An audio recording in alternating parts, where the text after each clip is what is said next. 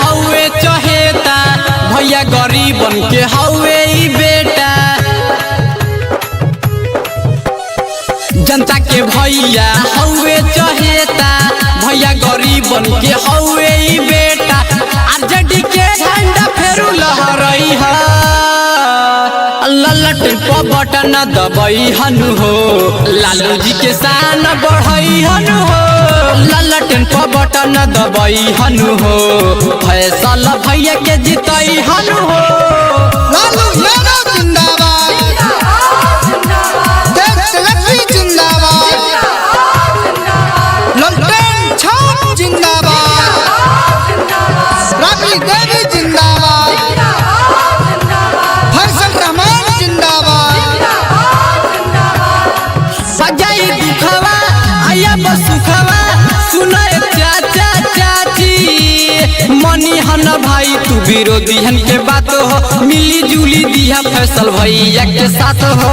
तेजा तेजस्वी रबड़ी देवी बारे हमनी के साथ संगवा में बारे भैया तेज प्रताप हो लेके आइल बारे भैया ललटेन छाप हो।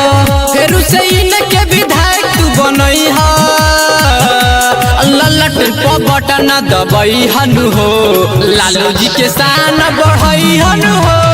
ललटन पर बटन दबई हनु हो फैसला भैया के जीतई हनु हो। लालू यादव जिंदाबाद देश लक्ष्मी जिंदाबाद ललटेन छाप जिंदाबाद राबड़ी देवी जिंदाबाद फैसल रहमान जिंदाबाद।